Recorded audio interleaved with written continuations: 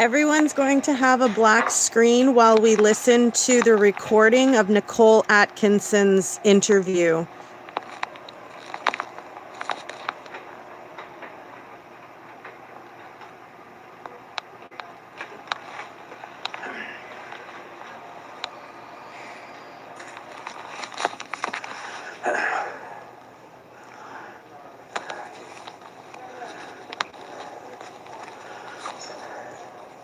No problem. I don't want to interrupt the interview. I want you guys to hear it clearly. Hey, Nicole.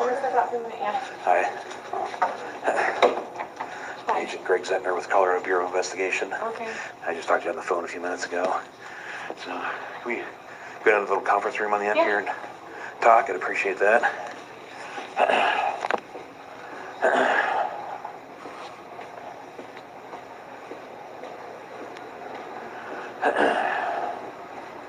How are you liking the weather? And it's raining like crazy.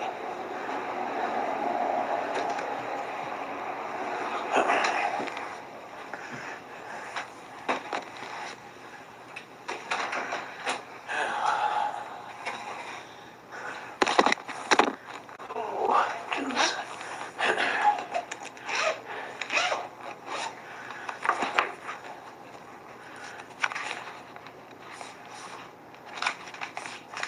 All right.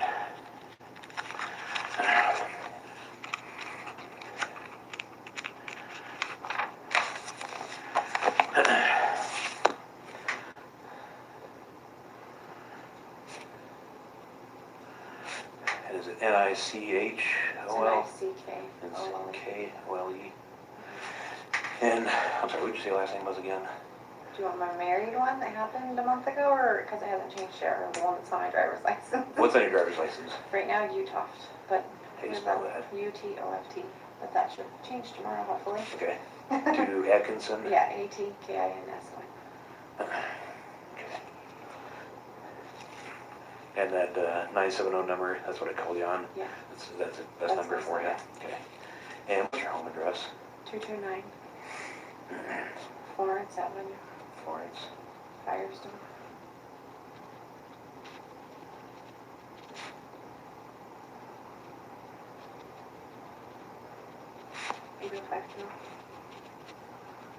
And what's your date of birth? 6481. Okay. All right, so I understand that you are pretty good friends with, is it Shanann or Shanann?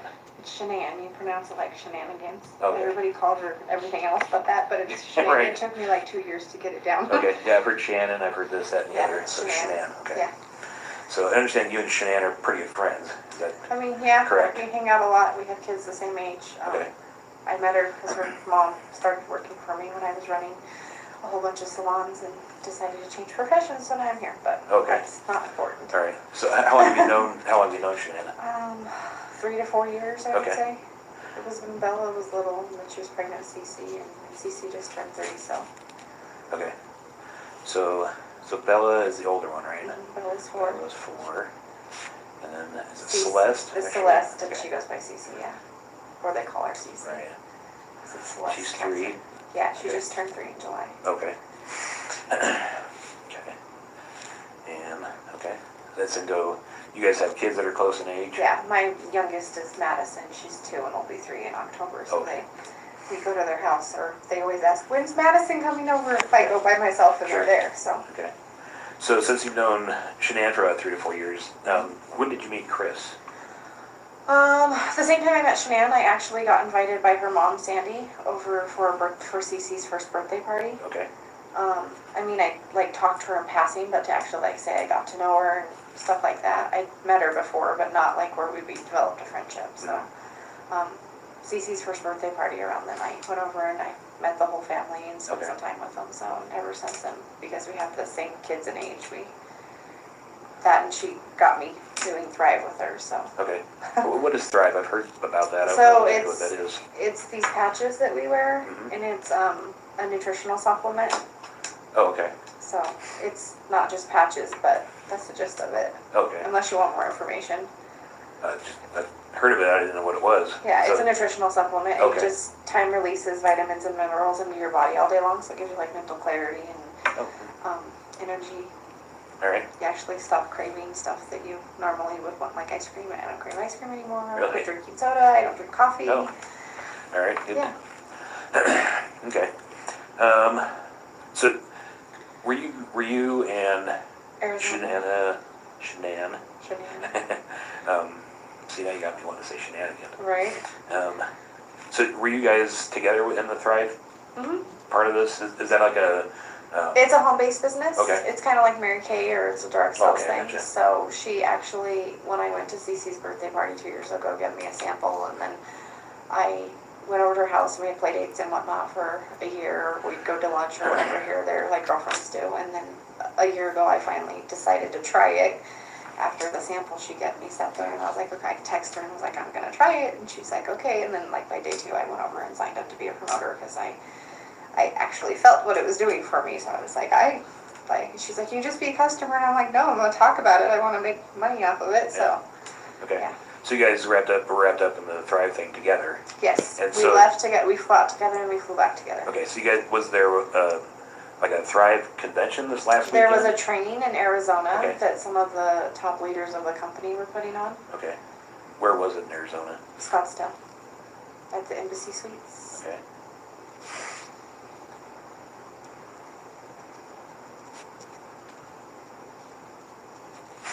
And so you guys went there. When did you guys go?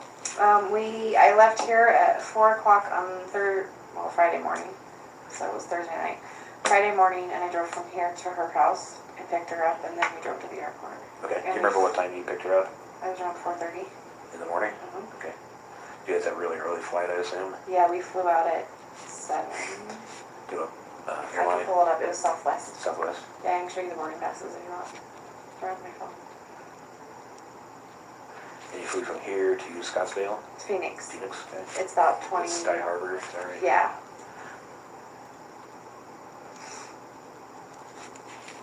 Okay, so you picked her up on, that was Thursday, you Thursday. said? So Mhm. what day was it? Thursday the 9th, is that right? Well, it was Friday morning, so it would have been the 10th.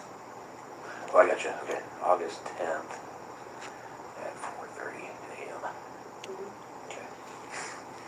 And your flight was at what time? 7:10, you said, something like We that? flew out at 7. 7? Okay, So we got to the airport like right around 5 o'clock. sure. Okay. So you picked her up from her house. Mhm. Is that the one on, 2825. yeah, what's her address? 2025? 2825. It just escaped me. Give me a second. Saratoga. Oh, there you go. I was like, Saratoga Trails, all right? yeah.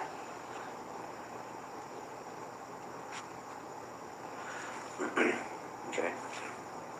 And did you go inside? Nope. Did you Because just the wait kids out were front? sleeping. She Okay. said, just text me when you get here. She was actually waiting on the front porch. Oh, she was? Okay. So you didn't see any of the kids? You didn't see Chris? No. She was just on the front porch Yeah. with a bag, suitcase? She had a carry-on suitcase in her purse. Okay. You remember what color her carry-on was? It's black. It's in the house sitting right by the stairs. Is it? Okay. I haven't been in there. So carry-on. Did have It was wheels? sitting there. Yeah. Okay. Like your regular carry-on. Yeah, I think it's like I don't know, it's black and has some patent leather on it. Okay. It was sitting in because I've been in the house in the last 2 days. It was sitting right by the stairs Okay. when we went in yesterday. Okay. So you pick her up 4:30 at her house. She's got the carry-on and her purse. Mhm. What kind of purse does she have? It was a Dolce & Gabbana, like beige colored. It's in Beige. the house too. Okay. I found it in her office when we went through the house. So it's in the office? Yeah, it was in her office, like right inside the door. I don't know how I walked past it as many times as I did because when we went in, I was concerned about Shanann. Because, I don't know, I can let you ask your questions. I can tell the story as you ask them, or I can just tell you, I don't know. We'll kind of muddle through this. So Okay. just go ahead. I'll interrupt and have a question. So I was concerned because normally when we come back from these, she harasses me, and I don't want to say harass me, but she harasses me the next day, like, come on, let's call people, let's get things going, let's work business. And she didn't call it or she didn't text that morning. Like usually I have a text message between 6:30 and 7:30 from her if she wants to do business or wants to get together or whatever. And I had signed up a new promoter over the weekend, so we had plans to go to lunch with her at 1:30. And I woke up at like 7:45 that morning and I didn't hear anything from her. I thought it was odd, but I knew we were both tired, so I rolled over and went back to sleep. And then I woke up and I still hadn't heard anything from her, so I texted her. Like I said, I can show you the text. Yeah. I should just skim through. She's usually on the top.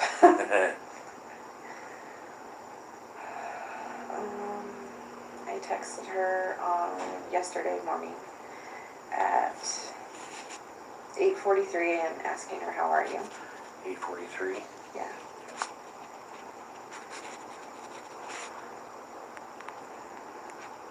And then I texted again at 8:55 and said, just wanted to see if you were okay. I know you're hurting a lot last night. I hope you're okay. She's 15 weeks pregnant and she was having a lot of migraines over the weekend. And she was tired. She wasn't eating because of what was going, like we were pushing food on her and water because she was dehydrated and not eating like she normally does. And I presumed it had to do with what was going on with Chris. So. All right, hang on. Let me catch up with you real quick. Yeah, you're fine. Okay. Okay, so migraines. Let me make a few notes so we can come back. Yeah.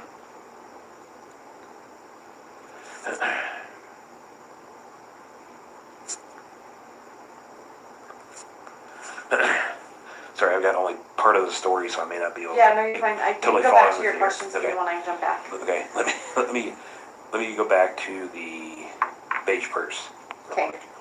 So that was the beige purse that she took with her on the trip, Mhm. and it was in the office. Yes. Where you found it. Okay. Yes. Is that an unusual place for that to be? I mean, no. I mean, I don't pay attention to where Shanann puts her purse or whatever. So no, I don't think so. But usually she has it on the counter when I'm there because we're getting ready to leave. So Okay. I don't know. So did you move it at all, or did you just leave it where it was?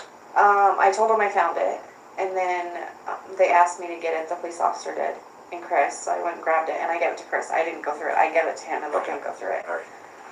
Okay, let's go. So I'll let you tell me your story, and Okay. then we'll go back through and I'll ask you questions about Okay. that. Okay. So So let's start with you go to the conference and we came home. came home.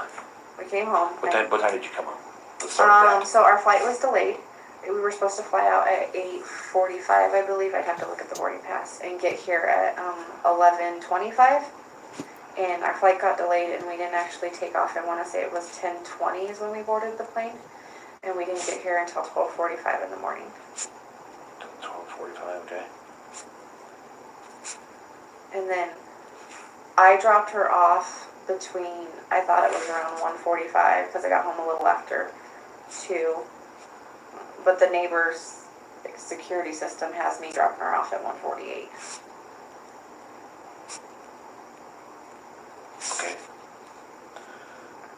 And then I went home and I didn't talk to her again that night. Okay. And what time did you get home? I got home a little after 2. After Like 2. it was like 2:01 or 2:03. Okay. It wasn't like we lived really close together. How far do you live away? From her house to my house, I would say like 5 or 6 miles. Okay. It's on the other side of I-25, so Okay. over in Firestone. Okay. Oh, right. Okay. Okay. So go ahead. I'm sorry. So then that morning I woke up and I texted her. Mhm.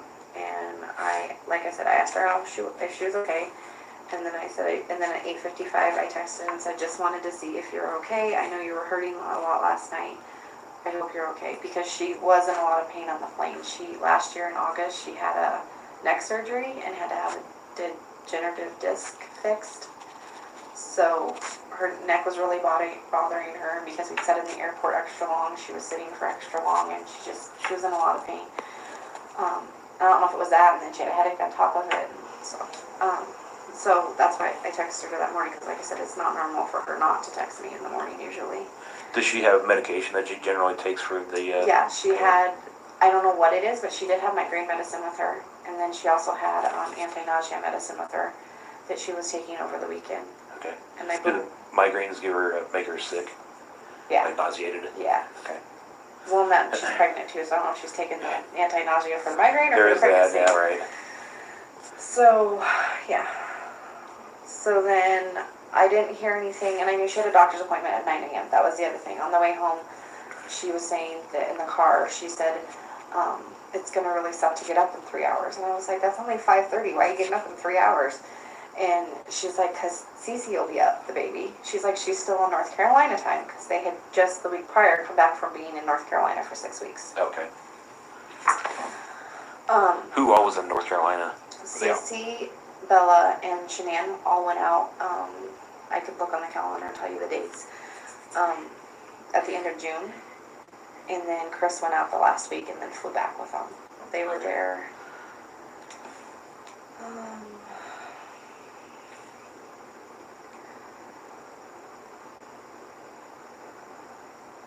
Let's see. We came back from San Diego on the 25th. So she flew out on the 26th of June, and then they came back. And then Chris flew out there on the 31st of July. And then they all flew back on the 7th of August. Okay. Um, So, the doctor's appointment was at That was- prenatal? yeah, it was a prenatal appointment. Okay. And so I texted her and said how her appointment went. Asked her how her appointment went. Find it again.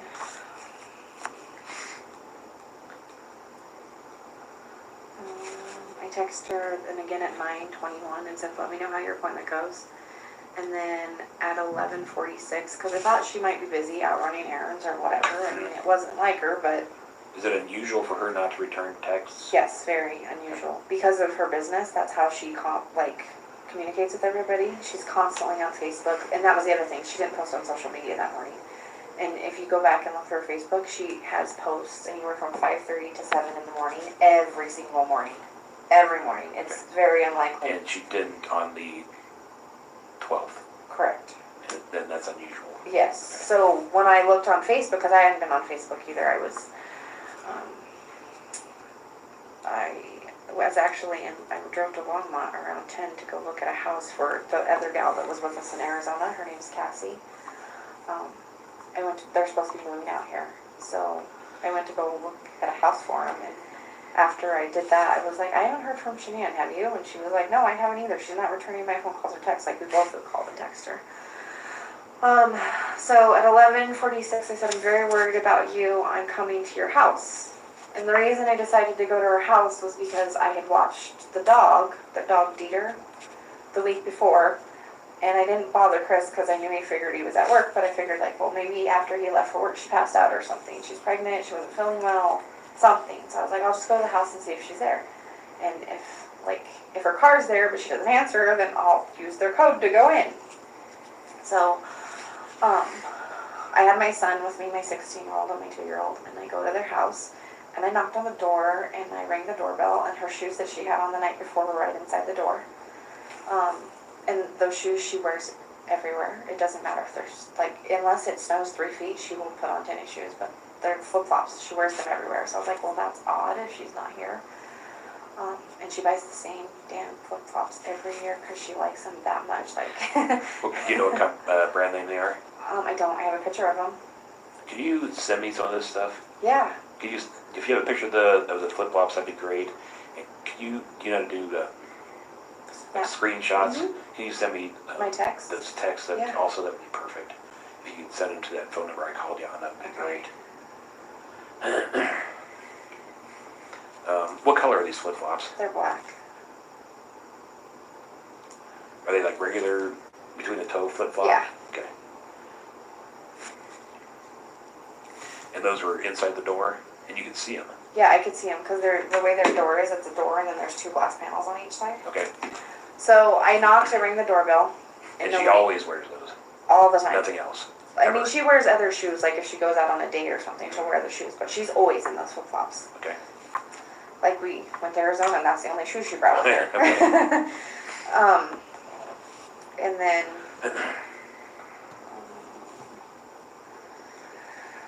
Oh, so she didn't answer. I knocked. She rang the doorbell. She didn't answer. And then I tried the code. I didn't even think to look for the car yet. But I tried the code. And then when I went to open the door, they have one of those locks like you have in a hotel room up top.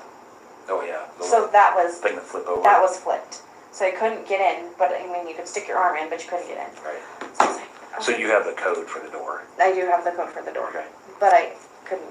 Yeah, I couldn't get in. Right. Okay. So then I was like, why would they flip this lock? The only time I know of them flipping that lock is when Cece, their 3-year-old, tries to escape. Or, I mean, I don't know if they flip it at night because I'm never there when they go to bed, but the only time I've seen them use it is when they're on the inside of the house to keep Cece from going outside because she's at that age where she can open the door and she escapes. So the lock was flipped and I was like, I yelled through the door, nobody answered me. And then I told Nicholas, my son, I was like, because the garage panels where you can see in, it was too high for me. I'm like, come look and see for cars in the garage. And he couldn't, so then I backed my car up and pulled it up closer to the garage, and he stood on my hood to look and see, and their car was in the garage. And I'm like, why would, like, in the back door they have a sliding glass door too that you can see from the front door, and they have one of those things that comes down. That was locked Key too. bar? Yeah. That was locked too, and I'm like, and the dog was put up, and I don't know if they cage him all the time, but as far as I know, they only do it when they leave the house, so I don't know. And then I don't remember at what point, I mean, I could look at my phone, but I did call Chris and said, I was like, Chris, I'm worried about Shanann. She's not at home, or I said her car's here, but she's not at home, and, do you know where she's at? Like, it's not, I haven't heard from her this morning. He then told me that she did not take the girls to daycare and they were going on a play date. And then I turned around and I was like, well, if they went on a play date, why doesn't she have her car? And then he proceeded to tell me, he's like, I don't know what Shanann's told you or hasn't told you, or if you know any of this, but he's like, and I'm not trying to bring you into her personal stuff, but me and Shanann are separating and we're going to sell the house. And at which point I said, Chris, your personal stuff is none of my business. That's not my concern right now. Either your wife and you will work things out or you won't. But where is your wife? Because she doesn't, like, she goes everywhere in that car. She's paid for by the company. Like, it was just odd to me that the car was there. Does she have any other mode of transportation? No, that's her only vehicle. Okay. The only other vehicle they have is his work truck, and he's not allowed to drive anybody in it but him. Okay. Like, he will drive home from work, drop off the truck, and pick up the other car to go get the kids from school if he has to. Okay. What time did you call Chris?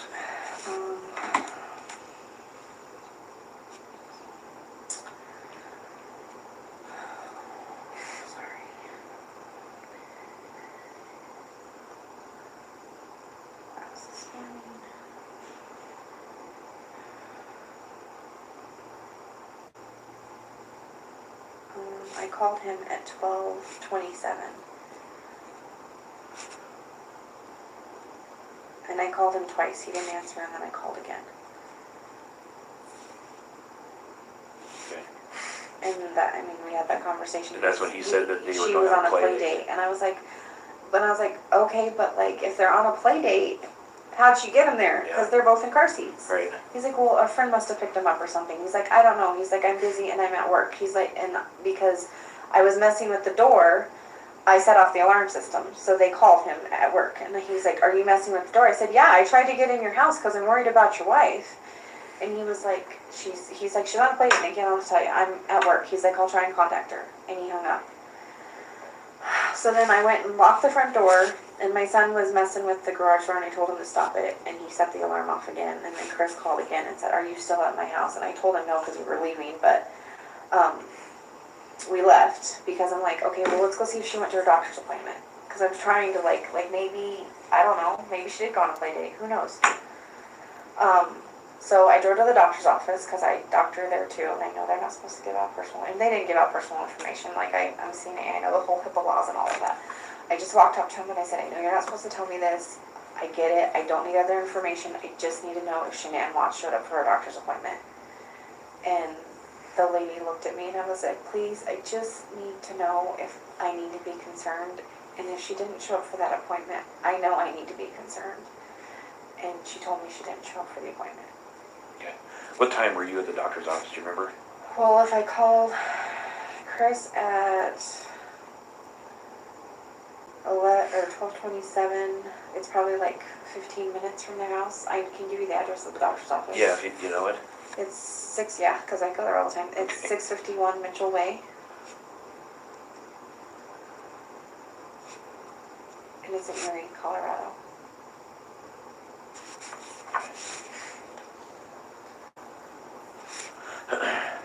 You think you're there 1 o'clock-ish maybe? Let's see. Cassie called me when I was leaving there and I was heading back at 12:40. So yeah, I would say around 12:30, 12:40. Okay, 12. Because I got 2 phone calls from our friends because they both wanted to know what was going on. Okay. So you think it's about 15 minutes between their house and the doctor's office? Mm-hmm. So we call it 12:45? Would that be accurate, you think? Possibly, yeah. Okay. I'll call it, how about 12:40 to 12:45? Okay. Does that sound Okay. accurate to you? Yeah, well, I left the house. When I called Chris was when I left the house shortly thereafter, and that was at 12:27. So. Okay. All right. I don't want to put words in your mouth. No, I know. So then after I left the doctor's office, I was like, okay, something's seriously wrong. So, because I've been in contact with Cassie and Christina all morning, because these are people that would normally talk to her every day. I called them, I'm like, what do I do? Chris said she's with a friend, and they were like, go back to the house and call the cops. So then I did. I drove back to the house, and I called Chris again. I said, I'm going back to, well, I texted Shanann again. Don't mean to jump around. That's okay. I'm with you. There's just, I don't get it.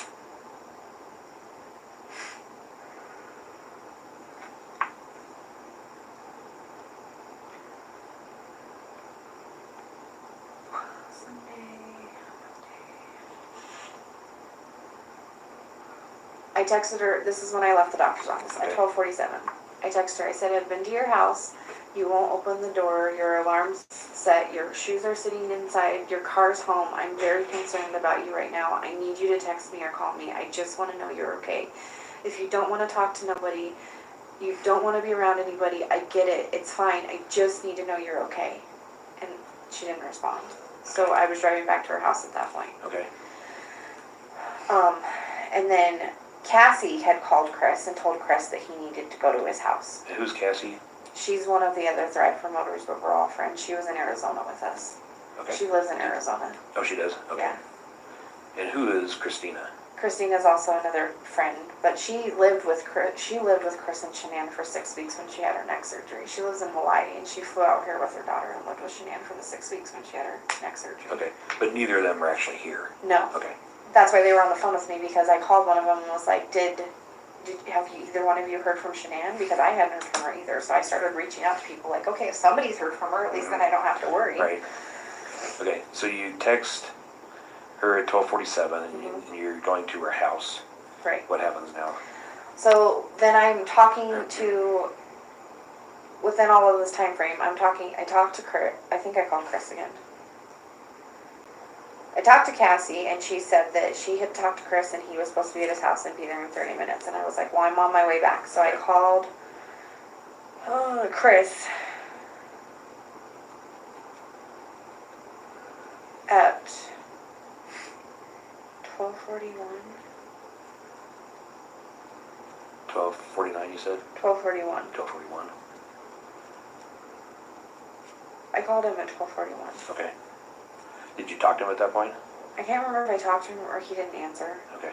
I don't remember, because I called him again at 1:31, because by this time I'd already been back to the house. Okay. And Cassie had said that he was coming back and he'd be there in 30 minutes.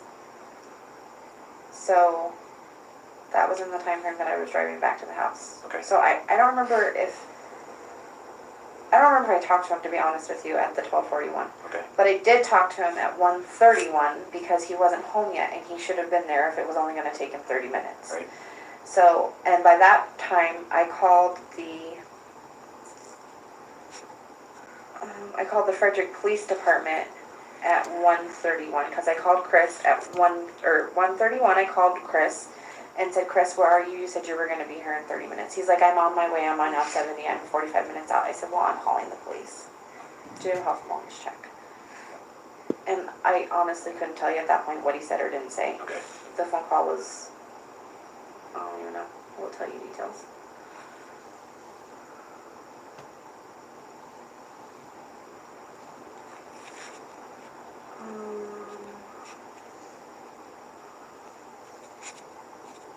I had an incoming call at 12:41 and it lasted for 42 seconds.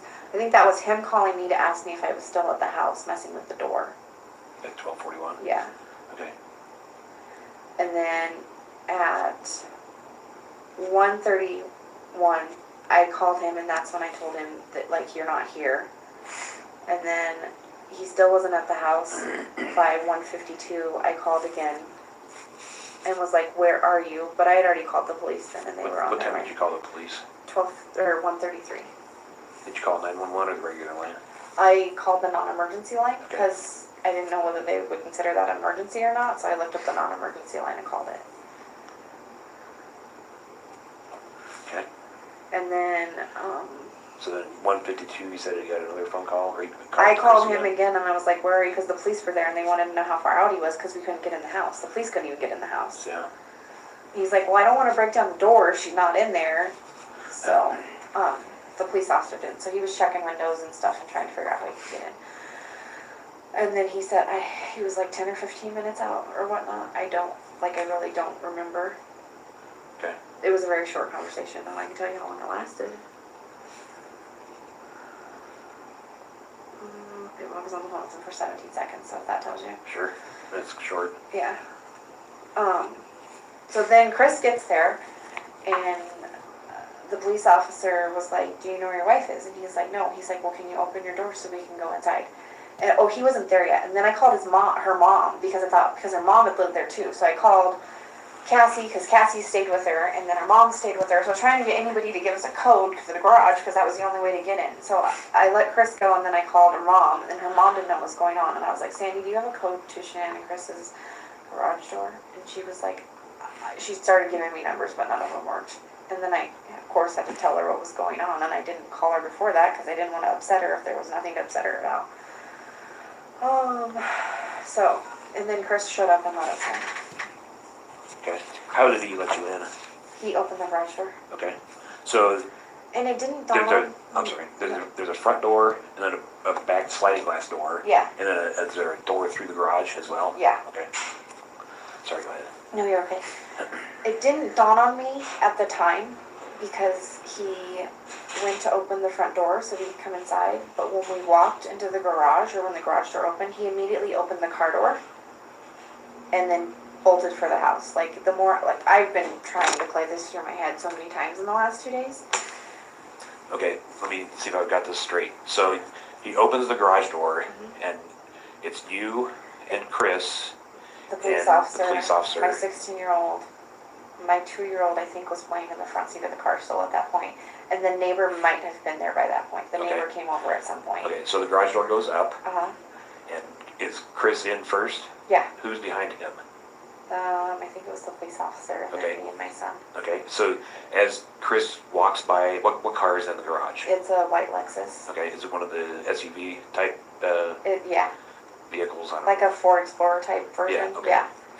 And so he walks along the passenger side? I'm sorry, Yeah. along the driver's side? No, passenger side. Passenger side. And he opens the door. And it didn't, Front or front passenger door. front passenger door? And I don't know why that's sticking out of my head, but it distracted all of us because I started looking at the car and then I looked to see if the girls' car seats were in there and whatever. And then he went and opened the front door and I didn't even dawn to go on the front door. We all went through the garage. But he went around and opened the front door, did whatever he did. And I'm not trying to incriminate the man. I don't know what my friend That's is. unusual. And it doesn't explain things. Okay. So let's see.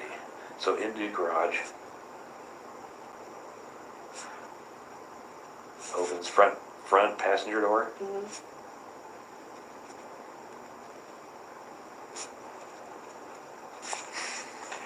You think that was an effort to delay? I don't know. And it could just be me, my mind. You know what I mean?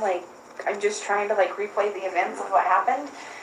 it just was odd to me. Like, if we're looking for them in the house, why did you open the car door? Yeah, It was odd. that is unusual. Okay, so I assume that delay wasn't very long. No, it was probably like 30 seconds, 45 seconds. I don't even know. It wasn't that long. But we went in the house. But I know I was like, because I looked and the car seats were in there. I'm like, if she's with friends, why are the car seats here? Like, how many friends do you know carry around extra car seats? Yeah, none. So, yeah. So that's where, like, the more I've thought about it since yesterday, I'm like, why did he open the car door? Like, that's something you do after the fact, I think. Like, I'd go inside and see if somebody was in there or if they were okay. So, Okay. So then you go inside. we're inside. Okay.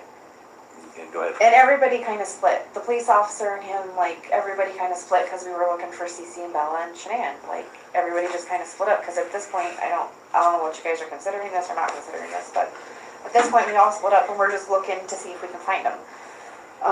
Downstairs, upstairs, everywhere. Every room, everywhere. We're just looking. And they're nowhere in the house. They're nowhere. Like, Okay. nowhere. Can you describe the house, inside of the house for me? I mean, is it in shambles? Is it No. messy? Is it No, neat? it's clean. It's neat and Is it clean. always that way? For the most part, I mean, the girls might have a couple toys out here or there, but no, it was really clean. Like, and Shanann's, like, if you, I'm sure you're going to go in her house at some point. She's very OCD. Everything's labeled. It has its spot. Okay. It doesn't move from that spot. If it does, it gets put back in that spot. Like, yeah. Okay. Do you notice anything unusual? Does it smell weird? No, it just. Is anything out of place that I mean, you I could say it noticed? felt weird, but It felt weird. it felt weird. Let's talk about feeling weird. I don't know. By that point, it felt like it had an eerie feeling to it. My mind wasn't in a good place. Okay. Because it didn't. She never leaves that car. Like, that car goes everywhere with her. I mean, unless she's out of town and Chris needs the car because he has the girls, they always have that. She's always in that car. So, I don't know, it was just weird to me that the car was there. Her shoes were by the front door. Okay. So would it be fair to say that for her to leave the house without her shoes and that car, it's out of character. it's very unusual for her? Yes. And it got worse as we went on. So we all split up and we're looking for things. And then I'm not sure how we all ended upstairs, but we all ended upstairs at one point, and Shanann makes her daughter's beds every day. Like, I've been upstairs, they have a playroom upstairs, I've seen their rooms. Those beds were not made. The beds were made. The little girls' beds were not made. Shanann's and Chris's bed was stripped. Okay. All of the bedding was, and I don't know if all of the bedding, but the bedding was all over in the corners of the room. And I didn't touch it, I didn't go through it, I don't know, like, if sheets were missing or anything like that, but all of the bedding was stripped off the bed, which I thought was weird.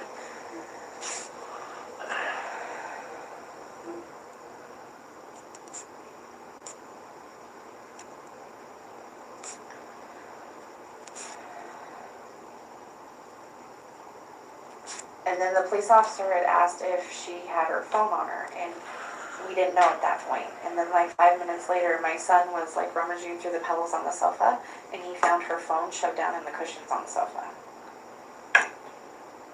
Okay. All right. Let me back up to the bed real quick. Okay. Okay. So just so I'm clear. So the girls' beds were not made, and that's unusual. Yes. Okay. And then the bedding for their bed, which I would say was a master bedroom. Yeah. You can see it from the stairs. Okay. And it was all stripped off and then like piled in the corner, or Yeah, there was a pile over in, like, if you were facing the room this way and the bed's right here, there was piles in the corner, both of these corners. Okay. So it's in two corners.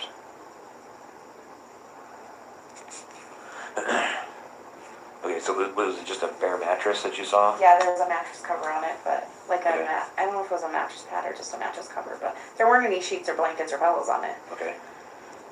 They were all on the floor, which I thought was odd because Shanann usually doesn't start a project unless she's going to finish a project because of her OCD-ness, if that makes sense. Okay. But Chris does all the laundry too, so if Chris left for work, why was the bed stripped? And he says he takes care of all the laundry and does all the laundry. So that was the other thing. I don't know, they're silly little things, but like, why would he strip the bed before he went to work if Shanann was still there sleeping in it? Okay. You said the pillows were on the ground too? Yes. you happen to notice if the covers were on the pillows? I didn't. Okay. What color sheets were on the bed or were laying in the pile? They were white.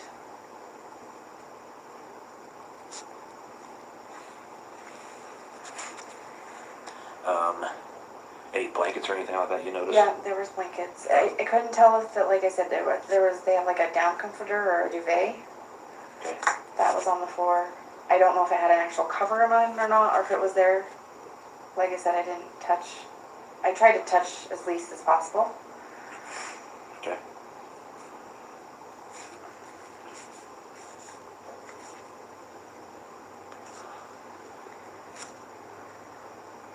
Because, well, at that point, bad thoughts were going through my head.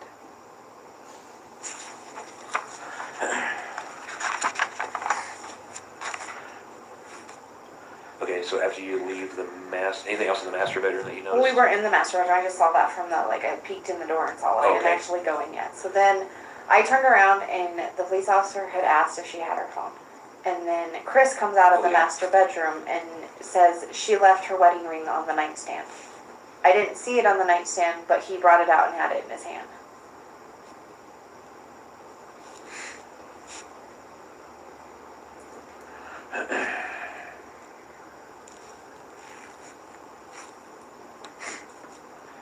Did she have it with her Yes. in Arizona? It was on her hand. I don't think, the only time I've ever seen her take it off was when she had her neck surgery. Okay. Because she can't have jewelry on when you have surgery. All right, tell me more about the phone. So my son, like I said, he was rummaging through the pillows because we were trying to see if her phone was there. Because if it was, it's usually where people normally put phones or whatever, by the bed or whatever. I don't know why he chose to look in the sofa, but he did. He's a 16-year-old. I don't know. So Where is the sofa? it's right outside. They have so you have Chris's and Shanann's room are right here. Then there's a playroom over here and a bathroom. And then there's a laundry room right outside their bedroom. And then there's like a family room, and then across the hall is the girls' rooms. Like not a hall, but like the corridor or whatever you want to call it, the family room. Okay. The girls' rooms are right across there. And is this a 2-story home? Okay. It's Wolf 3. It's got a basement too. Okay.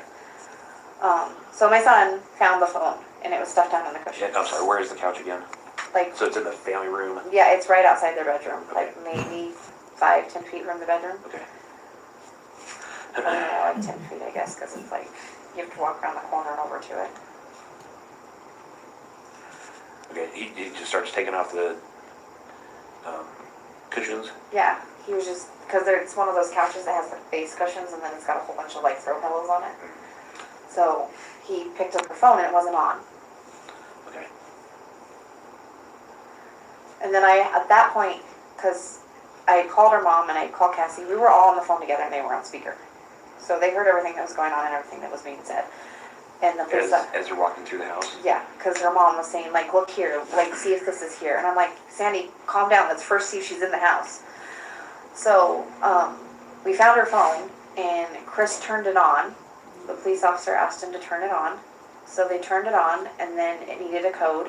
I didn't know the code, but Cassie knew the code. It was the baby's due date. Okay.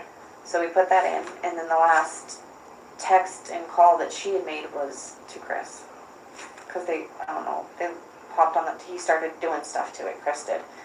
Shanann's phone's an iPhone. I can't run iPhones. Yeah. Did you happen to see what time that last text was? I didn't. I mean, and I don't know if it was a text. It was just like on the call log or whatever. I'm pretty sure it said, I don't know even know if it said Chris. I just now started to see. It could have said Cassie, whoever texted her last. I don't know. So then I walked away from the phone. I went downstairs because Sandy was like, Nikki, go look and see if the girls' meds are there. Because Cece, the 3-year-old, well, Bella too, but not as bad as Cece. They both have asthma, but Cece's highly allergic, like EpiPen, anaphylactic shock allergic to tree nuts. So Shanann always carries those stuff on her, like their inhalers, their EpiPens and stuff like that. So her mom said, go see if you can find the girls' medicine. So I went downstairs and I looked in the cupboard where I knew the medicine was. and I didn't see it, and I didn't even notice it till like a couple times passing or whatever.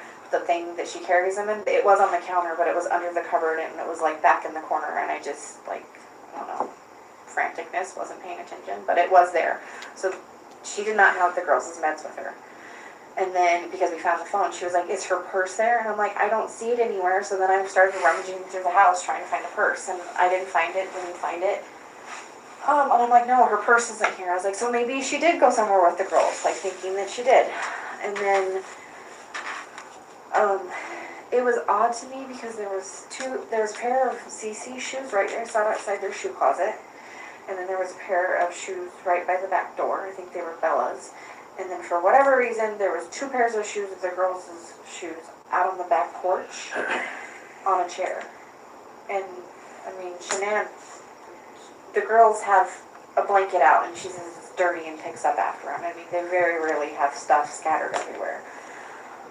So I found that to be odd, but I'm like, oh, maybe Cece wouldn't pick what shoes she was on, and she was in a hurry because she needed to go. I don't know.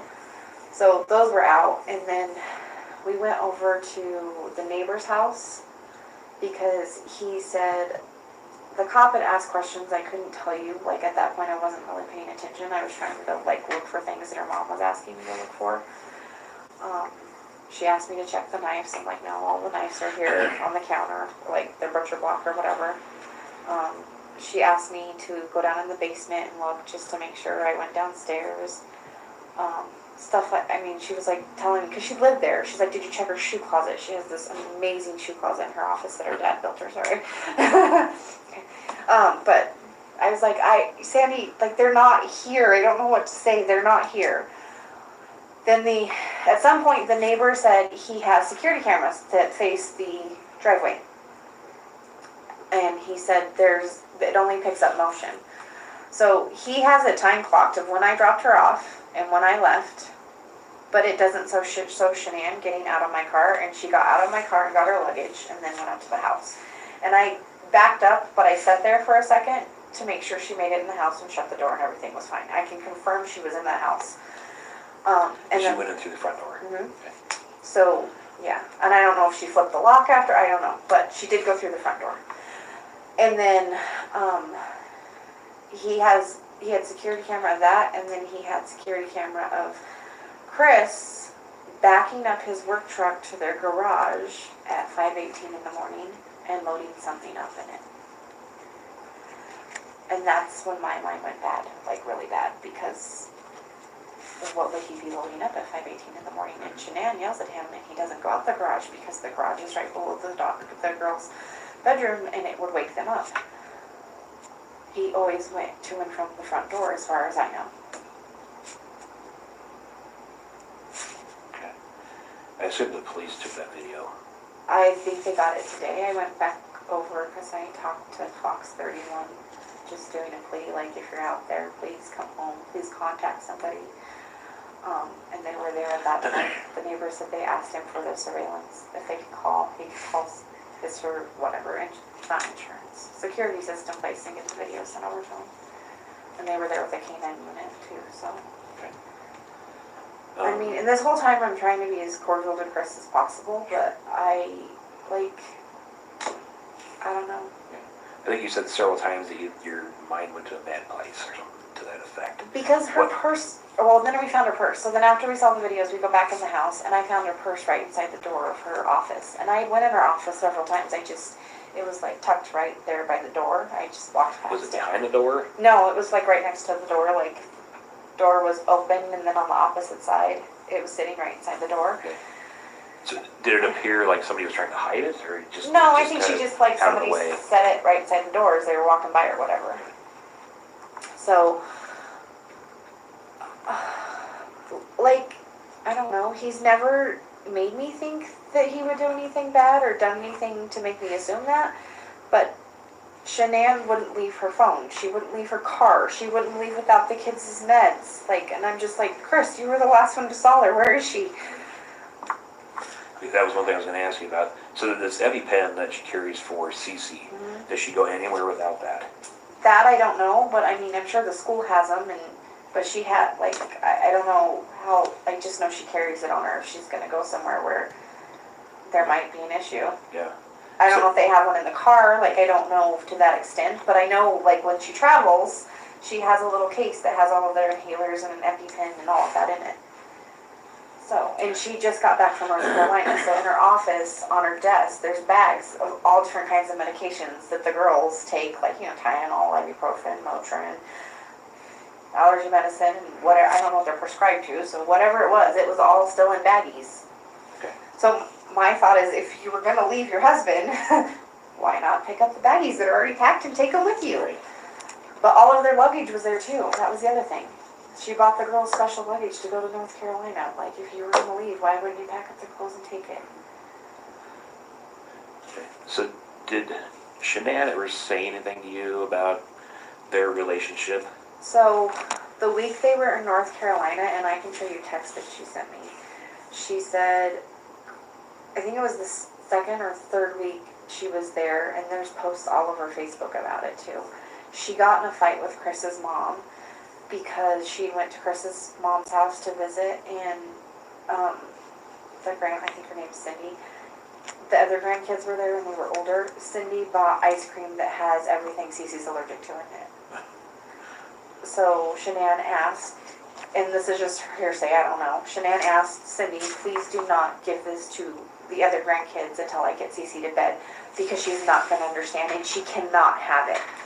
And she took it and put it back in the fridge, and then I guess Cece went and got it, and then Shanann put her to bed, because I mean she's so sick. Like, you eat not peanuts, but cashews and kiss her, she'd go into shock. That's how severe it is. So, they argued or whatever. Shanann went back to her parents' house the next day, and as far as I know, she did not go back and see his parents. But they celebrated Cece's birthday while they were down there, because she turned 3 in July, and the parents did not come to Cece's birthday party. So I know there was like a falling out between Shanann and Chris's parents, and then she called Chris and told Chris what was going on. So apparently there was some issues with her and Chris. And the whole thing, I don't know. And then I was told that Chris went and saw his mom and dad while he was there and spent the whole day there. And Shanann's mom, Sandy, and Shanann both said that Chris was not himself when he came back. And then, like, I knew something was up because of Facebook. I didn't ask. I figured she'd tell me when she got back or whatever. I mean, we texted a couple of times, but she was on vacation, spending time with her family. She didn't post pictures of her and Chris that week. Like, I don't know, they hadn't seen each other for 5 weeks, so it was a little odd that they weren't in pictures together or being lovey-dovey or whatever. So I didn't say anything. I just found it to be odd. There wasn't any pictures of Shanann either, and Shanann takes selfies all the time. Okay.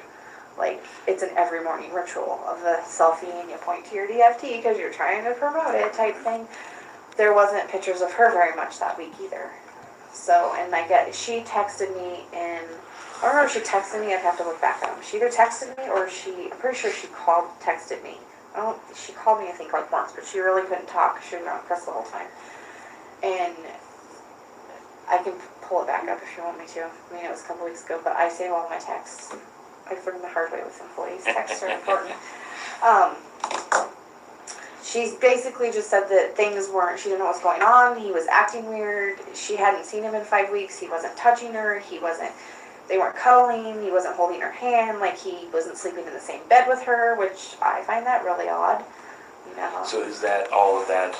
That was new? prior. Yeah. Oh, that's new. So prior to this. Oh, prior to North Carolina, like, not to give you intimate details, she said that they were like screwing like rabbits, and he couldn't get enough of her, and they were doing it in the pantry where the girls were in the other room. So to go from that extreme to I don't want to touch you is odd. Okay. So prior to the North Carolina trip, there was no indication from No, I went Shanann on a trip with them. that their relationship was on the rocks, anything like that? No. Right before she left for North Carolina, I was in San Diego with her and Chris. We won a trip through Lavelle. We were all on a trip, a paid trip by them to just enjoy San Diego. So I was with them for 4 days right before she left for North Carolina. So. And how were they then? Lovey-dovey, taking pictures together. I have tons of pictures of them together on my phone. So, I mean, Okay. yeah. don't even know where I was in the conversation or what you asked me last. Oh, so they had the falling out. So Chris was acting weird, Right. and then she texted me and said things were bad, and that she didn't know what she did or what was going on with Chris, and she thought that it was his parents, and the only other time he's ever acted like this in their marriage was right after they got married, and it was because his parents didn't go to their wedding. And that he So his parents not like her? No, Is that what they I'm do not getting? like her. Yeah, they do Okay. not like her. His parents do not. Do you know the reason for that? I don't per se. Like, I've met the parents like in passing. I've never spent time with them. I don't know. She can be bossy. But in a good way. I mean, it's not like I've teased her because I'm like, you're so bossy, but she's trying to like push you to do good things and like motivate you. It's not like a bitchy bossy. I don't know. I mean, I don't know what she's like with Chris when I'm not there, so. Right. But yeah, she told me through text. She's like, girl, I'm gonna need you more than ever when I get home. She's like, I don't know what's going on wrong. I don't know what I did. I don't know what I didn't do, basically. And I was like, okay, like, I'll come over, we can talk, whatever. And I was supposed to watch the girls when they got back because they had the ultrasound video of the baby to find out what they were having. Because the next weekend when we got back from Arizona, which would be this weekend, we were supposed to do a gender reveal party for them. So they flew in Tuesday night late, and I was over at their house Wednesday night before we left. I went over and watched the girls, played with them, painted their nails, that kind of thing, hung out with them. My mom and dad went. But Chris was really weird when he came home that night. He did not say hi to me. He did not acknowledge me at all, which is not normal for him. He'll like give a hug or he'll acknowledge that you're there. He'll say, hey, how you doing, whatever, and then he'll go on in his merry way and do whatever. He did not talk to me at all that night. That was Wednesday night? Yeah. Okay, that would have been the... And I mean, they were in a hurry or whatnot, but because he was running late, so I literally got there when he got there, and we like bypassed, but he didn't say anything, and he seemed really like uptight, would be a good way to put it. Okay. So they leave and go to the doctor's appointment, and then they come back, and she gives me the envelope of what the baby was going to be. And I said, okay, we'll find out in a week. Like, and she was like, and then I started, she's like, don't open it in my house. And I was like, oh, fine, I'll wait till I get to my car. So I go home, and then she texted me that night, and she said,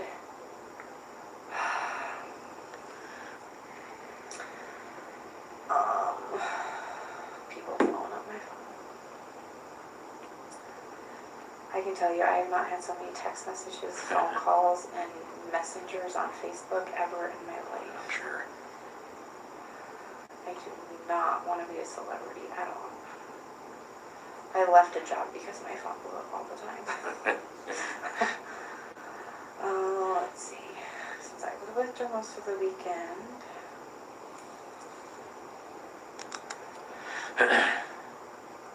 And how did she seem over the weekend? Did she seem fine? She was, last weekend, Yeah. she was not her normal self. She was very down. She was constantly like second guessing how she was talking to people because she didn't want to be, I guess, bitchy. I'm not sure. Chris and her had a conversation, I guess, Thursday night. Oh, I guess I'll get to that in a second. Sorry, go ahead. No, Finish you're what okay. Looking for. So,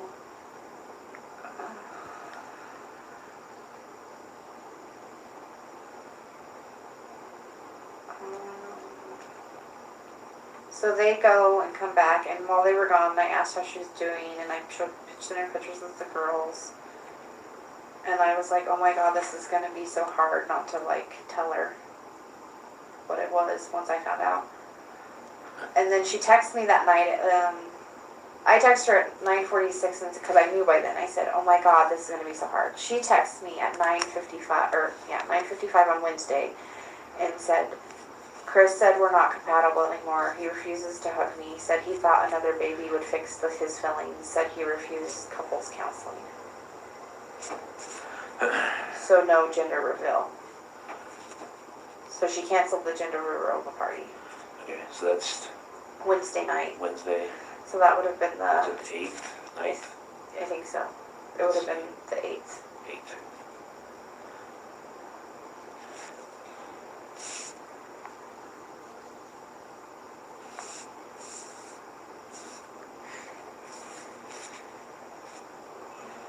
So then I texted back and said,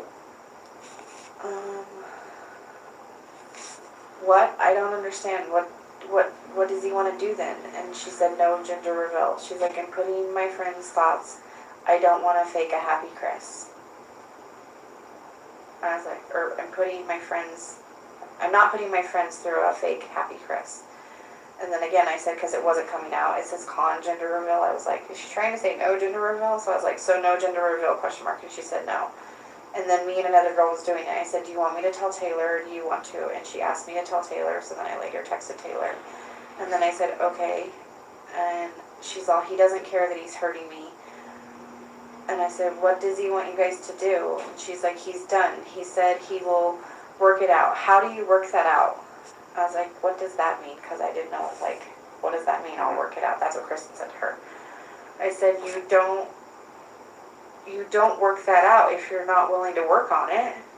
And then she said, can you tell me what I'm having? I need some happy news, please. And I said, yes, I can. Are you sure? She was like, yes. And she's like, I'm not telling anyone, though, not even Chris. I said, can I come tell you in the morning? I'd really like to tell you this kind of news in person and not through text. I didn't say not through text, but I said, I'd really like to tell you in person. And she said, sure. I said, or I can come tonight and tell you, like, right now. And she's like, no, it's okay. I said, are you sure? I will. Because by this time I was texting, it's a little after 10. And then I was like, I just want to see your face. She's like, it's okay, I'm still crying right now, so I'll wait until a.m.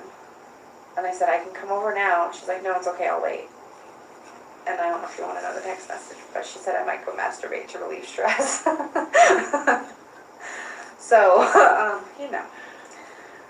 And then I talked to her by that point, because this next isn't until Thursday afternoon. So I did go over the next morning.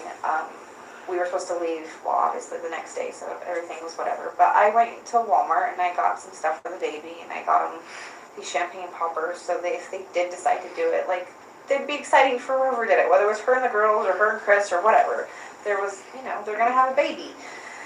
And they were having a little boy. They are having a little boy. And she asked him if, and I took her to her house and said, like, it was in a little bag or whatever, and I said, here, if Chris wants to do this with you or whatever, and she said he wanted to wait to find out with her that night. So I gave her the bag and I stayed for a little bit, and then because she was trying to, like, appease him or make him feel better or whatever, she wanted to put him mow in the backyard. And I was like, Shanann, you're not mowing the backyard, it's like 80 degrees outside. And she's like, I just need you to help me get it down the rocks or whatever. So I ended up mowing her backyard for her before I left, because I'm like, I'm not going to let you mow the damn backyard. I'm just not. So I mowed her yard, and then I went home and did my stuff, and I talked to her. She said, what if, because her anniversary with him, like their dating anniversary, I think was the next day, on Thursday. So she's like, do you think I should ask him to go away so we can work on things while I was there? And I was like, I mean, you could. I don't know what he's willing to do. So she did text him, and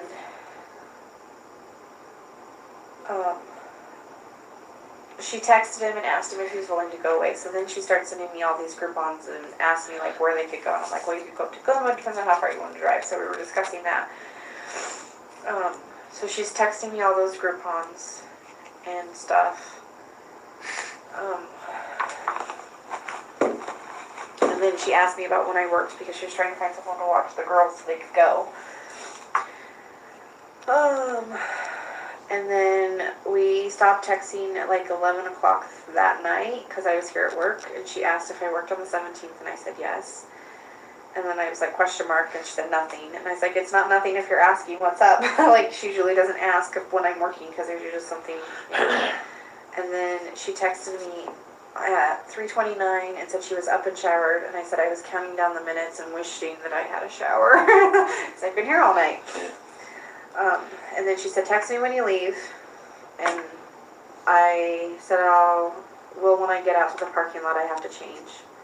And then I texted her I was on my way, and then I picked her up. And then we went to the airport. So. And I didn't see Chris that morning. I didn't see the girls. But she was off all weekend. Like, we were constantly telling her, like, eat Shanann. I carried a water bottle with me all weekend, and I was constantly giving it to her, telling her to drink, because she kept saying she had a headache. And Cassie, that was with us, is a nurse, so we're both, like, taking care of her, because that's our nature. And she would take a couple bites of food and wouldn't eat them, and then normally, like, and I know she's 15 weeks pregnant, but normally we'd, like, go out and do something. We didn't go out. We stayed at the hotel the whole weekend. Such we're going to dinner. We'd go to dinner and come back. So, even the whole last day we were there, the whole point of us staying there the last day was to, like, go see Arizona or explore in Scottsdale. I sat in the hotel room with her. Not the hotel room, but in the hotel lobby. Because we had to be out of our room by 11, and our flight was until 8:45 that night. So, we didn't go, we sat there. Because Shanann was, on the way there, she got Chris a book to try and help. She ordered a book, and then she downloaded it on her phone so she could listen to it. We listened to it on the plane together on the way there, and then she listened to it majority of the weekend, and she was picking out, like, how the book related to her and Chris, and how she could change these things or that things. And What was the book name? Do you remember? I don't, but I could find out for you. I know the friend that referred her to it. Okay. Do you want me to text her real quick? Yeah, if you know it. So actually, I was gonna have you text a bunch of stuff to me. If you would, I would appreciate it. Can I have a separate piece of paper? Yeah.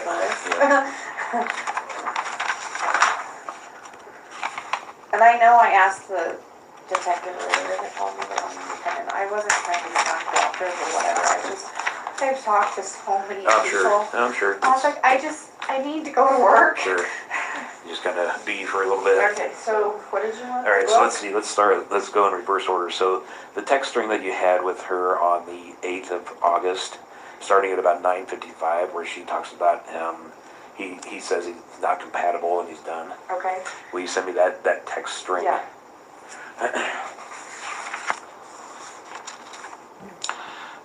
Let's see. And then I'll give you other people's information, because, like, Cassie, I don't know if they were in text message or not, but Chris told her she didn't want the baby. We did. Yeah, if you'll put I can write down everybody's information. yeah, if you'll write down Cassie and Christina as well. And then if you'll do the photograph of the shoes.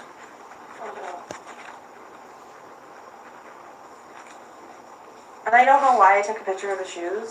I really don't. It's just like when I was walking through the house, I'm like, well, that's odd. That's odd. Because, to me, I don't understand why the police officer let us go in the house.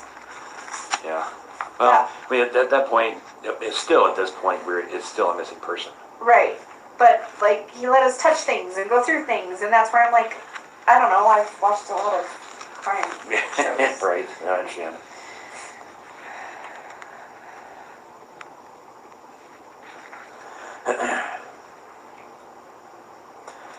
If you could do the few texts that you sent her on The day of. the morning that she was supposed to go to the doctor's office, Which is as the well. 12th? The 12th, yeah. Okay. Like you said, you sent several texts that morning. If you Yeah. could send me screenshots of those two.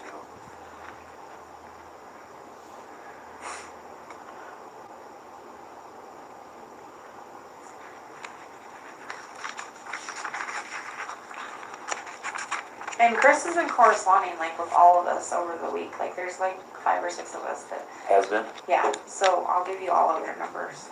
Yeah, if you would, that would be great. Well, he wasn't really corresponding with me, but he talks, Cassie's husband, Josh. I'll just put Cassie and Josh. He confides in Josh. Okay. Are they good friends? They met through Thrive, but, on all the trips we go on, they hang out together. And then Cassie came out to visit, and they stayed at their house. Okay. They're bros.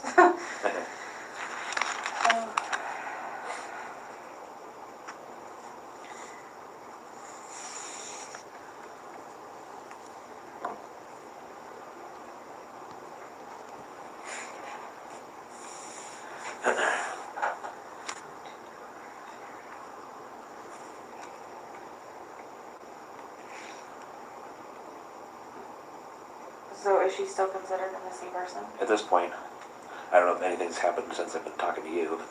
Well, because the lady that called me, she's like, we have some more evidence we need to talk to you. And I was like, okay. Yeah, a lot of it's just a clarification thing.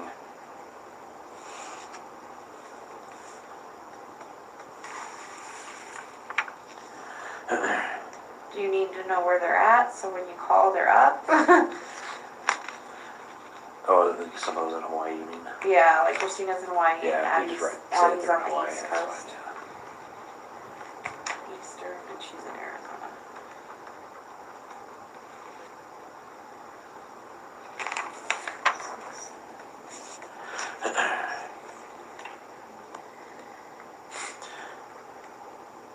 Did you happen to take pictures anywhere else on the inside of the house? I can look, I don't know why the shoes stick out to me, probably because she wears a lot of them. She's like, you should buy these shoes. Do you want your mom's number? Go ahead and give it to me. I'm sure we've got it somewhere, but I'm sure I've got that.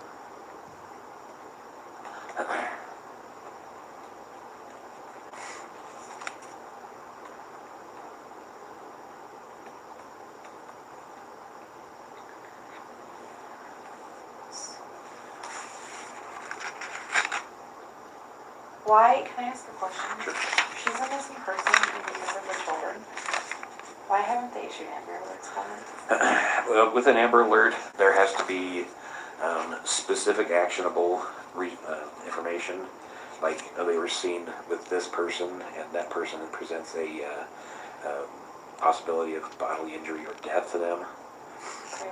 Since we don't have, at this point, an indication that they've been actually kidnapped or anything like that, that's the reason it hasn't been an actual Amber Alert.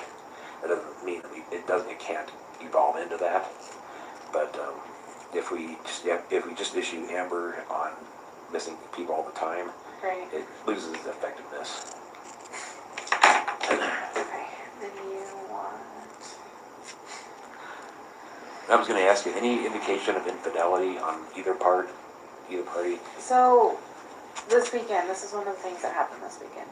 Chris said he went to a Rockies game on Saturday night. Who'd he go with, you know?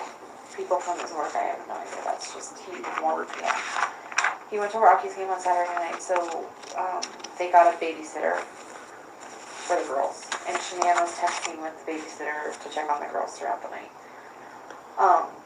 But we were in Arizona, so they're it's an hour difference, right? Mm-hmm. An hour later. Chris wasn't home at like 9 o'clock, which she thought was odd because it was an afternoon ball game. And then she checked her bank statement and he went out to dinner, which that's not odd, but the total was $60-some. And she's like, why would he spend $60-some at dinner? And I'm like, maybe he had some beers, I don't know. Do you remember where that was? The Lazy Dog in Westminster, off of 144th and I-25. It's in that Orchard Shopping Center. Okay. So What kind of restaurant is that? it's like a bar and grill type So thing. you'd have to work at it to get $65.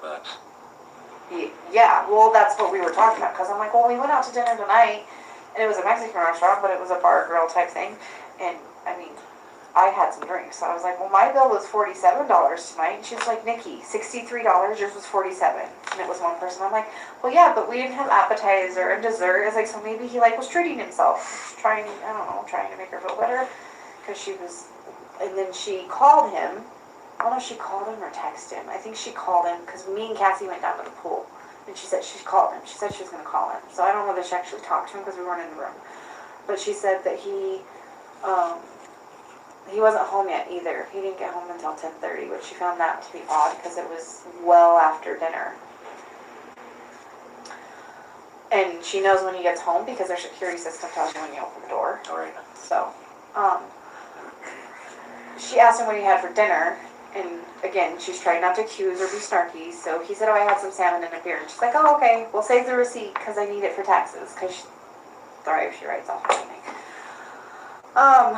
So then she gets off the phone with him or whatever. When we come back, she's upset. And she was like, what did he spend that on? And I don't know. And she looked up the menu and he said he had salmon and a beer. And she's like, that's only like $30. Where's the other $40? I'm like, I don't know, Shanann. Like, if you ask Chris to save the receipt, you'll have to look at the receipt. I was like, maybe he bought one of the guys dinner because they bought him something at the ballgame. Like, who knows? So then she started going through their bank statement to see if there was any card charges while she was gone, because they don't have that relationship where he spends whatever he wants, she spends whatever they want, the bills get paid, you know. It's like, you want something, go buy it type thing. So there was that, and then the phone conversations were very small. Usually when we're on trips like that, they talk for 20, 30 minutes. She'll talk to the girls sometimes, they'll FaceTime. They weren't doing any of that. They sent pictures back and forth. There was no pictures, and the reason, or at least I don't think there was, because Shanann usually shows her, be like, oh, look at Cece or Bella doing whatever. There was none of that. And then he let her go because he said he wanted to work out or something whenever she talked to him last. So she let him go, and then the next day, I can't remember if she talked to him that morning or not, but it was very sparse throughout the day. He was going to take him to a birthday party of the girl that babysat, I think the brother or something. And through people commenting on Facebook and all the stuff that I've seen, he was at the birthday party. The guy said he was at my house, and I don't even remember his name or where I saw it, but I did see that on Facebook. And then she called him that night when we were at the airport, and I figured she talked to him for a little bit, but it was a very short conversation. She wasn't talking, she like walked off. She's like, will you watch my stuff? I'm gonna go talk to Chris real quick. And she came back, and it couldn't have been more than 5 minutes. I was like, are you okay? And she's like, no. She's like, I haven't talked to him all day or hardly at all this weekend, and he wants to work out. He started working out while he was on the phone with me, so I just let him go. And Chris didn't used to work out like this all the time. With Thrive, he's lost 70, 80 pounds, and he's gotten really fit in the last 6 months. Where does he work out at? In their basement. They have it's her mom calling me. I'll call her back. So, and then we came home, and she was upset because she's like, he didn't even want to talk to me. And then I did remember seeing a text from him because she texted him and told him our plane wasn't going to get in until about 1:32 in the morning because of the delay. We weren't sure, because at that time we weren't sure. They were estimating. We were waiting for the flight crew to get there. And he said, holy crap, that's late. And something else, but I remember the holy crap, that's late. And I didn't see any text after that.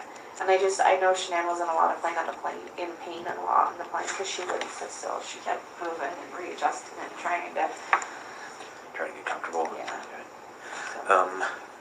You have any knowledge about their finances? I mean, were they in debt of their eyeballs? Were they rolling in it? Were they? I would say, I don't know. I collected their mail while they were in North Carolina, and there was a lot of mail. I didn't go through it or whatever, but I think they were having financial issues because it was always, she makes enough money that their daughters go to a really high-end preschool and stuff, like private school. That's what I just wrote down. What? Vista Ridge? Is that where Yeah. they go? Okay. Vista Ridge, yeah. They go to Primrose Vista Ridge, and that saved, by her being in North Carolina, that was a $2,500 savings that month. So if that tells you anything, like, I work nights, so my children go to daycare 2 days a week. So, but he works in the oil fields. He's got to make good money. I don't know. We don't talk about finances, Right. but. Okay. But your impression was that they had a significant amount of debt. Would that be a fair statement? Yeah, because I know they filed bankruptcy before. Okay. She's made that statement. And I know that they have, because she's always very, meticulous. Not like that we don't go out to lunch several times a week or whatever, but she's like, well, I need to go here because it's cheaper, or, she thinks about how she's spending her money.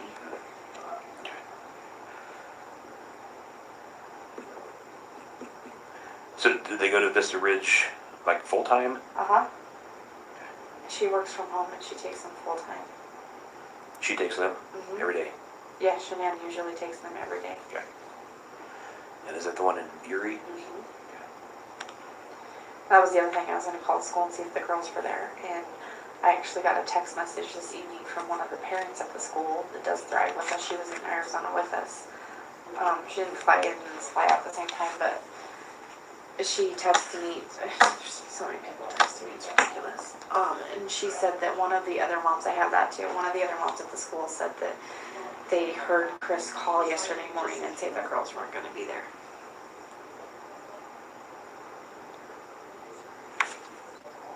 Oh, sorry, say that again. So Chris called the school yesterday morning Chris called the school. and said the girls were not going to be there that day, and then told them that they were separating and they were going to sell the house.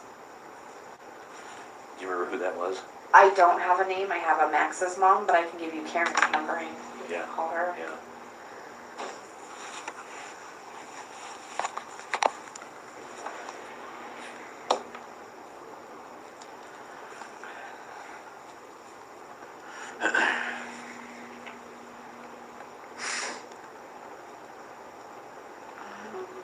I'm going to put friend of girls school. Okay.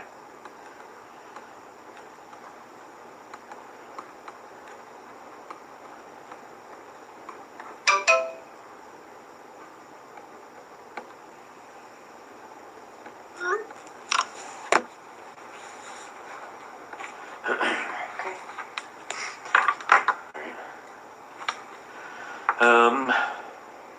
Anything that we haven't talked about you think we need to? It's funny. I was talking to Cassie on the way to work, and I was like, I'm losing my mind. I don't want to forget anything. I don't want to. I think she texted me and told me a list. I know that sounds horrible. At least I thought she did. Well, yeah, you were going to check for pictures, other pictures. Oh, yeah.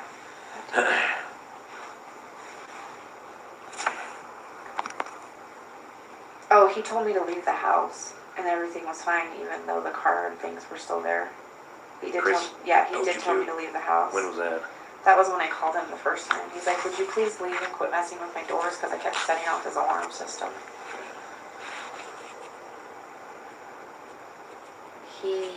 This is hearsay, but he told Cassie to not get the police involved when he talked to her.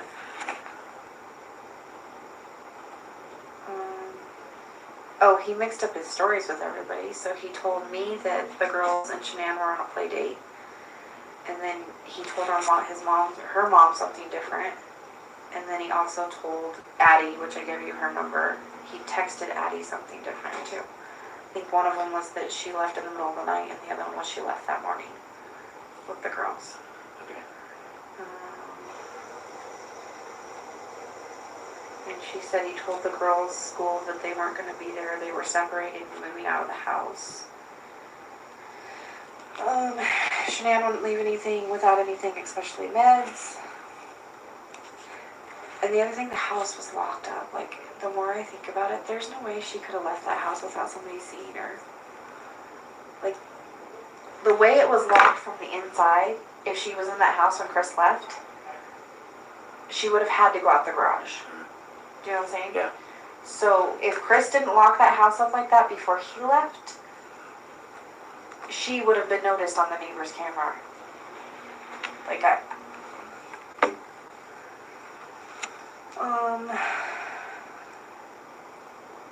she said Chris is being cold, not himself at all, yelling at the kids more often, and just not himself.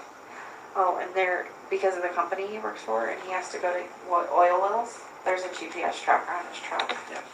So. We're aware of that. Yeah, I already told him that yesterday, so. Okay. All right.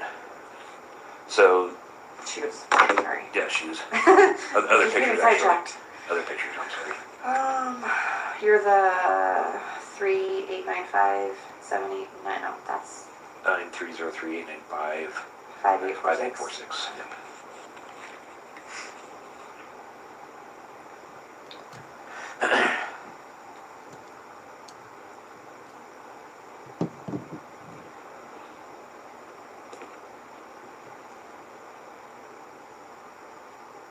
Oh, I have a picture of a car in the garage that my son took. Okay.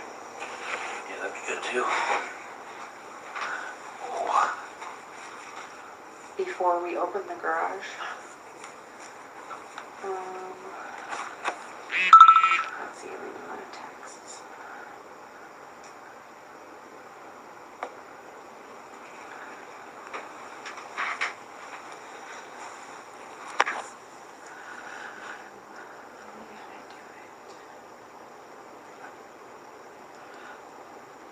Oh, and I do have a screenshot of the guy that said he was at his house. Do you want that? The guy that said he was there? Yeah. Who's that? His name's Jeremy. I can't see it, but I'll send you a picture of it. Jeremy Lindstrom. He said, yes, I have the cops. My daughter watched the kids Saturday night, and the girls were at... Whoa, my phone's going crazy.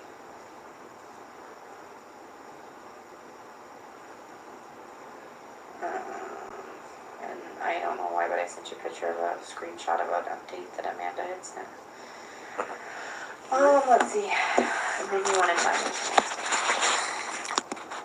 I sent you the one from that morning. But you wanted the one from the day before, right? The 8th, or before we left? Yeah. The one where you talked about that they weren't compatible. Yeah. Yeah, that'd be great. If you would. Let's see.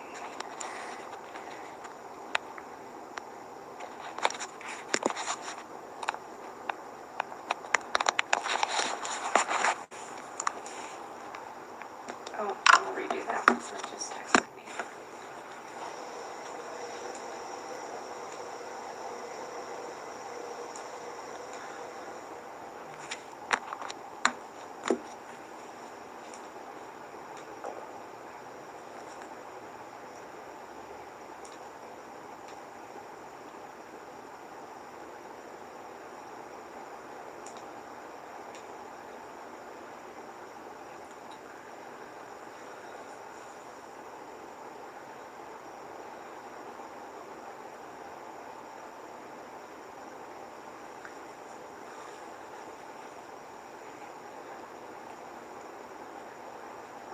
Okay.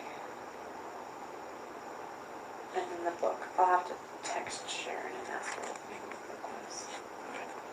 Yeah, it's not a big deal. So she actually had it sent to him, the book?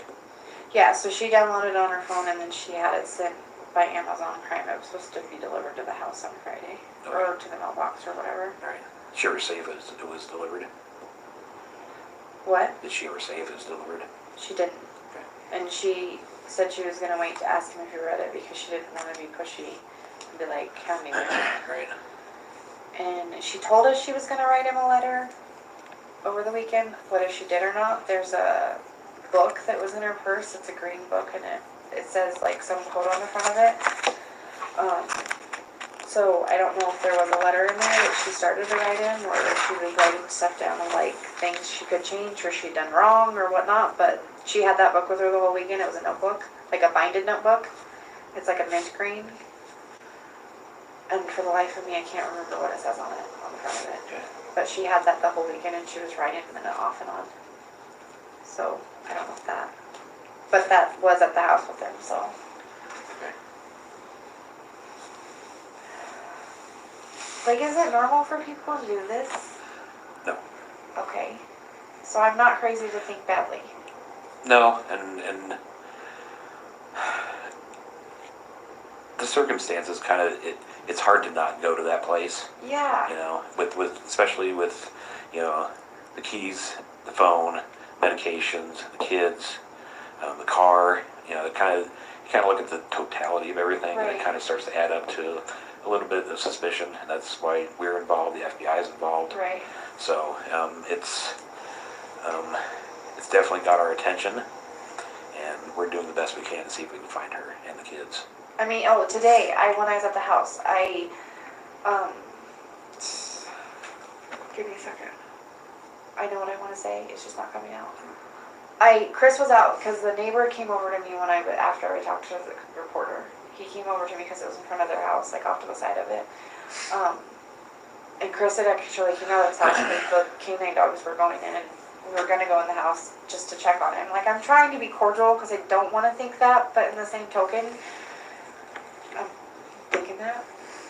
But he's got no family here either, and like I really don't want to think that of this person because I really, really cared about my friend and those girls. But I checked on him. I was like, "Are you okay?" And the neighbor pulled me aside and said, "When you get a chance, come talk to me." And I was like, "Okay." Like, why do you want to talk to me again? And he's like, "This is weird and things are bad." And I'm like, "Obviously, dude. Like, I don't know what you're gonna say." So then I went back over to Chris and I said, "Do you know anything? Has anything hit the checking account? Like her credit cards? Did she take any credit cards?" Like, I'm still in my mind trying to process. And he said, no. I said, Chris, did she, because we get paid every Tuesday on Lavelle. And you have to set it up either for like a prepaid credit card type thing, or you have to set it up for direct deposit into your checking account. So I was like, do you know the login? Log in and see if she had her money transferred today. And he logged into it, and he didn't, like, it hadn't been transferred for the last 2 weeks, what she got paid from Lavelle. So I was like, transfer it. He was like, why would I transfer that? And I was like, because if it doesn't hit your account, it's going to hit some account. I mean, I don't know if that was smart or not smart, but if it doesn't hit their personal checking account, then it's got to go somewhere. And who's paying that? Lavelle. Lavelle? What is Yeah. that? It's the Thrive company. Oh, the Thrive, okay. Yeah. Lavelle? Mhm. And I can give you, I don't have Paul Garrett's number, but Addie Maloney would have his number, and they might actually be able to look and see if Chris says it doesn't hit the account. Paul Garrett's the CEO of the company. How do you spell Paul's last name? I don't like to look it up though.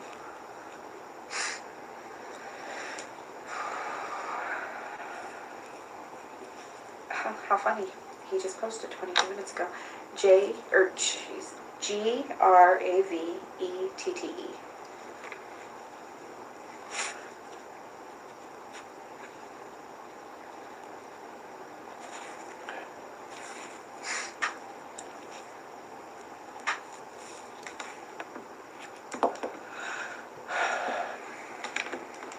Okay.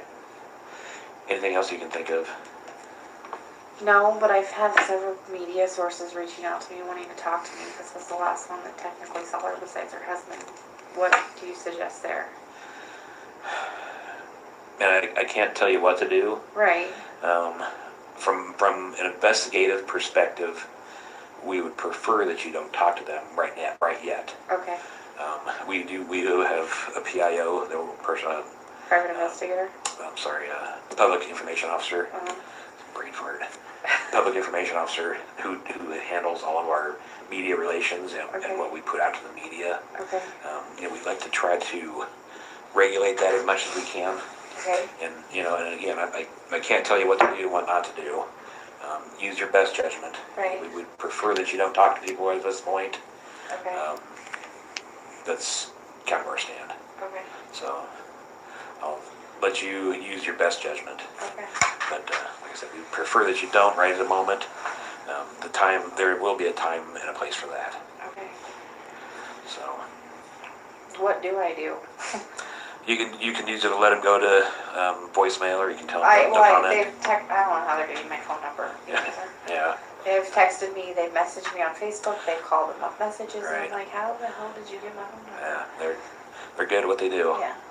One of them called my aunt. I'm like, how'd you even know she was my aunt? Yeah. Right. So, I mean, you can let them go to voicemail, not answer them. You can answer them and say, I have no comment right now. Whatever you think. okay. So, and if you think of anything further, please send me an email. Okay. So that's my desk line on there. You Okay. got my Or send me cell an number. email. Yeah. Okay. So, or send me a text. It's fine too. You can do Okay. that. So, Would you stay away from Chris?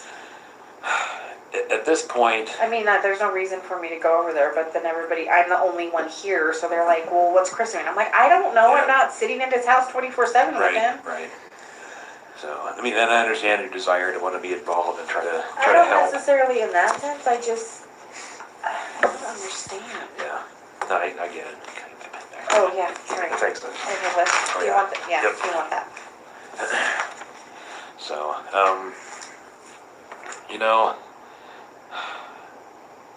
I would recommend that you probably not contact Chris. Okay, and if he contacts me, leave him? Yeah, probably for the time being. Okay. So, Is it wrong to Anyway. ask if he's a suspect? since it's technically a missing person, there's not technically a suspect, but he is somebody that we definitely would like to talk to further. Right.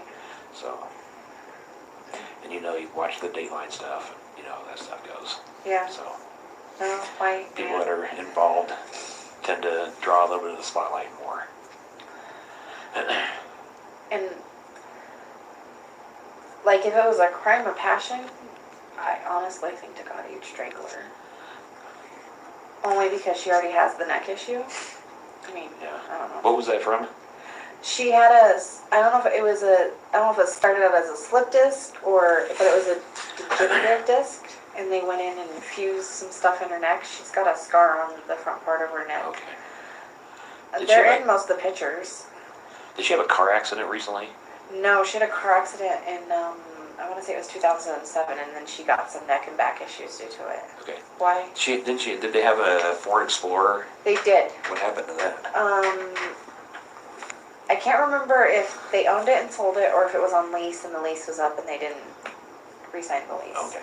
But they got rid of that about 6 months ago, 3 to 6 months ago, because they both earn, so through Lavelle you can earn a car, and if you hit certain criteria, if you go and purchase and lease a car of their car list, then they'll pay you $800 a month or $1,600 a month for your car payment. Whoa. Yeah, so it's worth it to go get the car if you don't have that car payment. So that's why they have the Lexus. The Lexus is through Lavelle not like through Lavelle, like if she quit earning that amount of money, she'd have to pay for it out of pocket, but they pay you every month on the second Tuesday of the month, and you get $800 or $1,600 depending on what bracket you're in to go pick out a luxury car. So technically it's a company car. Technically, yeah. That's interesting. But I mean, you have to sign the lease, and if they don't end up paying you, you're still responsible. You're still on the hook. Yeah. Right. Yeah. So they had gotten rid of the Ford because they were talking about getting another car. So. Gotcha. But then she said because of money issues, they were not getting another car because they were using, if you don't go purchase the car, then you still get a car stipend, but it's only $300. So they were just using the $300 for whatever. Okay. So, yeah. All right. Okay. Well, yeah, if you think of anything else, send me a text or send me an email. Okay. Or give me a call, whichever. Okay. Do you need anything else from me? Not that I can think of off the top of my head. Okay. So, but you're here until 6 a.m., is that right? Yeah, and my 16-year-old was there too, so. Okay. I mean, I don't know if you want to talk to him, but he was there with me. The 2-year-old probably won't tell you much. So, yeah, I'm here till 6 a.m. Okay. Unfortunately. Yeah. I traded the shift this week so I could have Saturday off so I could go to Arizona with Shanann. No. Hi. This is my trade.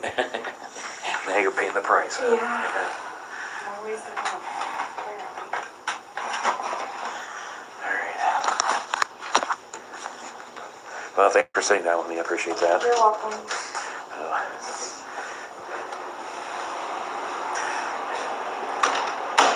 Good night. Have a nice night.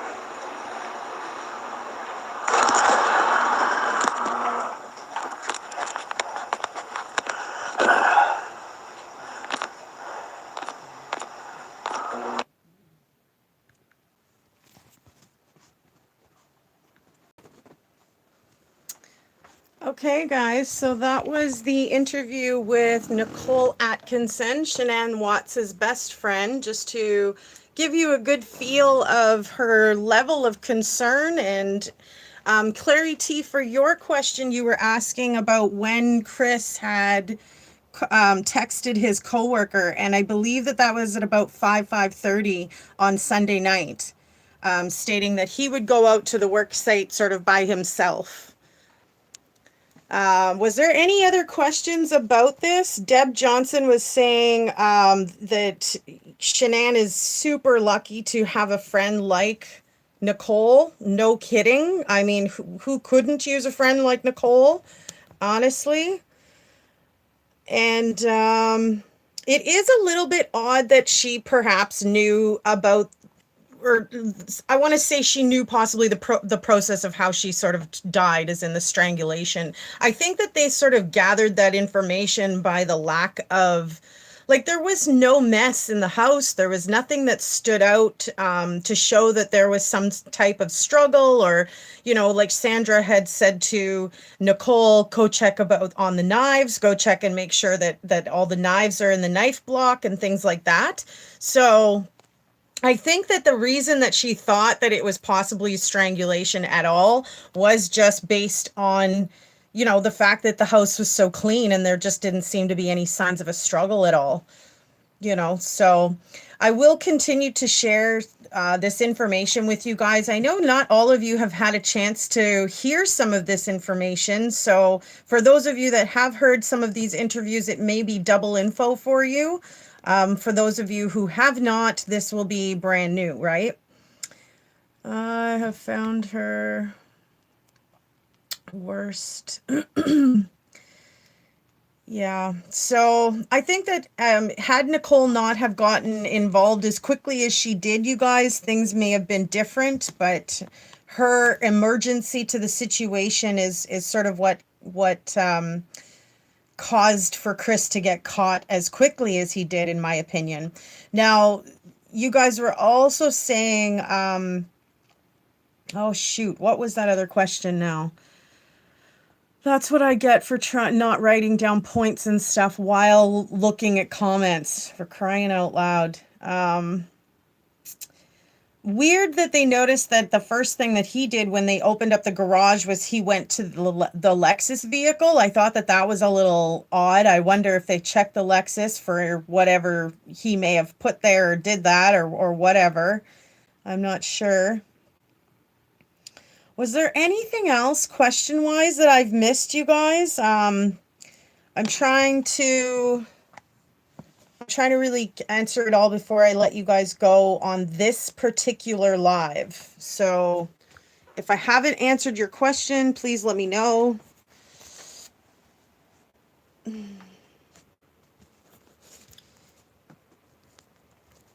It speaks volumes. As nice as they did. Yeah, they really did a really good investigation, in my opinion. Okay, guys. Well, I'm going to definitely upload you another live video shortly for you to carry on sort of listening to the process of this investigation. I hope that you guys enjoy it. If you do enjoy spending this time here, you can give the video a thumbs up. And if you haven't yet subscribed, there's a red button you can click down there. If you're interested in seeing when I post, the bell right beside it will let you know as soon as I post if you click that. So stay tuned again for another live soon, and thanks for watching. I appreciate your support. We'll see you again soon, folks. Bye for now.